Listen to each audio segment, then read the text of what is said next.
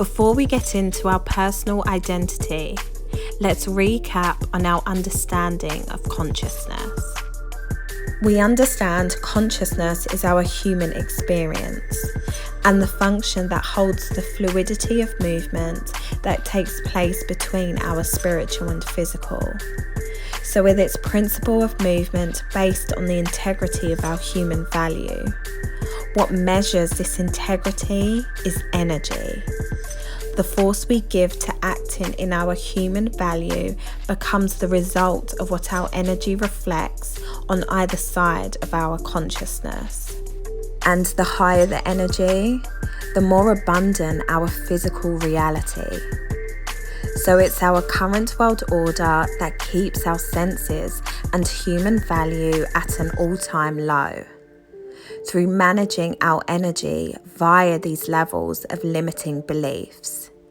So we keep reproducing the only actions we know that create physical stability, keeping the most spiritually bankrupt people of our world in control of global wealth that sacrifices our opportunity to reach our human potential and individual source of freedom. So releasing these levels of limiting beliefs begins at our personal identity, as it's their combined compression that forms the rigid walls to our personal reality. So understanding the effects of these beliefs begins with understanding our story. As the person we are at this point is the combination of the internal and external existence of them, and the coping and self-protection we created due to them. So beginning our journey of growth needs us to start with shadow work, as it's through this work that we discover the motion of movement within our personal reality. So deciphering our story needs us to start where the compression of our global beliefs have been felt the most: trauma. Our initial trauma displays the physical extremes of what our subconscious believes, as they are the physical results of what our perpetual belief and external validation looked for. So beginning our growth via our most memorable trauma is the only place we can begin to unravel the beliefs that governs our reality, as it's the detailed memories we hold on to that gives us the opportunity to look at our reality from a 360 perspective. It's the only place we can see how a limiting belief pulled us into the environment where our trauma was created, and how that external experience computed through our subconscious mechanisms, conscious mind and actions. It's the only place we can begin to understand the basis of how we think, to analyze the internal communication that took place between our true self, protective thoughts, and suppressed emotions. So what our true self needs is for us to process the memories of the initial trauma, so we can heal the denser layers that will lead us to the source of where our limiting beliefs were created. You see, our childhood trauma holds the first idea of self we believed, and our additional traumas show the results of that idea perpetuating itself into the core of our mechanisms and personal reality.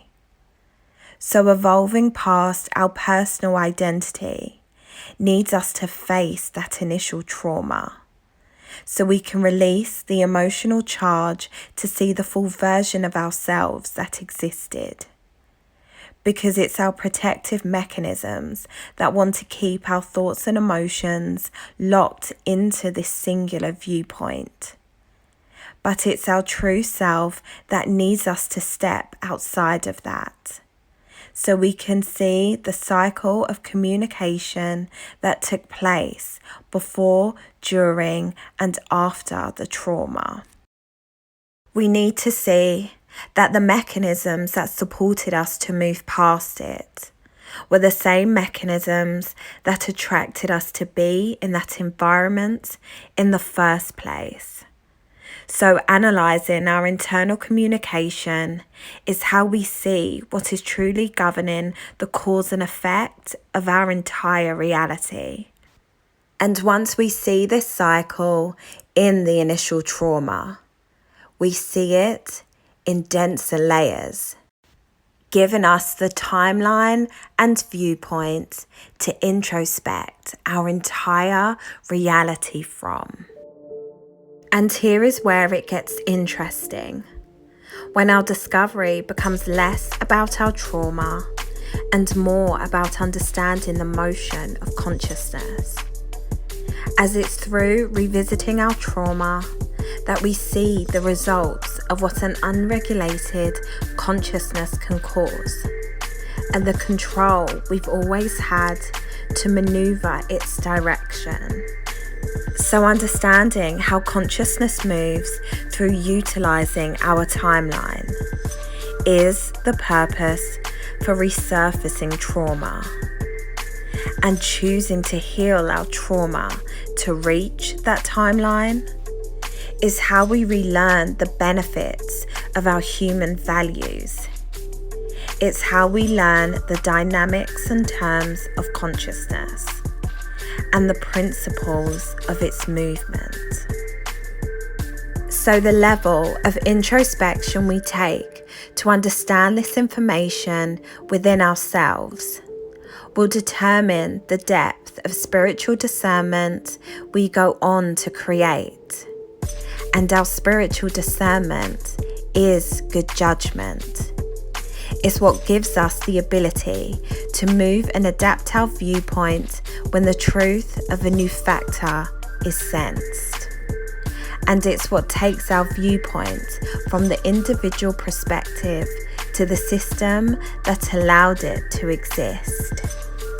So understanding the system of consciousness needs us to gain the mastery of our awareness and the ability to adapt our viewpoint, as reaching full spectrum consciousness needs us to see the spiritual system of our current world order and be removed from its limitations before we can access our purpose in full.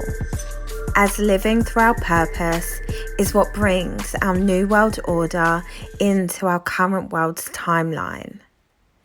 It's how we actively shift and update our global physical reality by being the living, real-time examples of our higher system. So adapting viewpoints, mastering our awareness, understanding how consciousness moves, reclaiming our self-validation and realigning to our human values and senses is what we regain through processing trauma, our human intelligence. And it's this intelligence that reconnects us to trust the spirit of ourselves, one another, and God. Because our human potential isn't created through the ideas of man. It's created through the visions and intent of God, and a set of intentions that are within the essence of our soul assignment.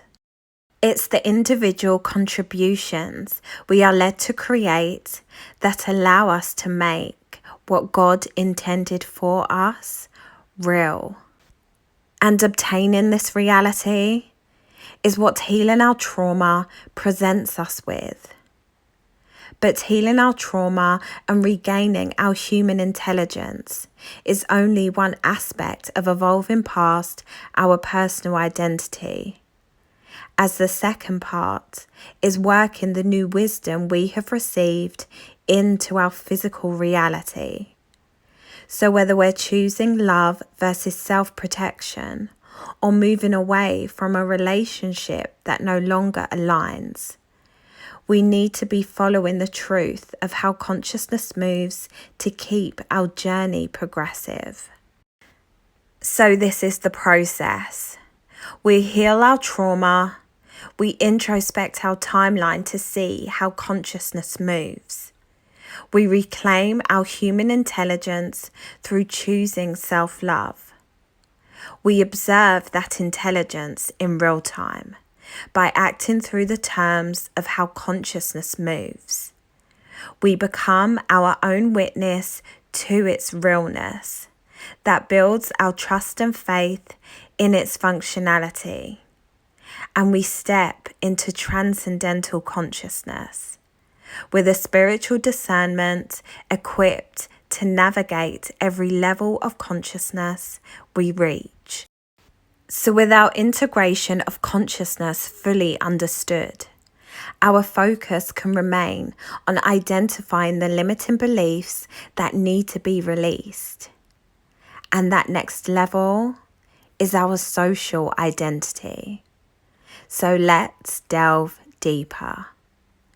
This is Reaching Full Spectrum Consciousness with Vanessa Nash.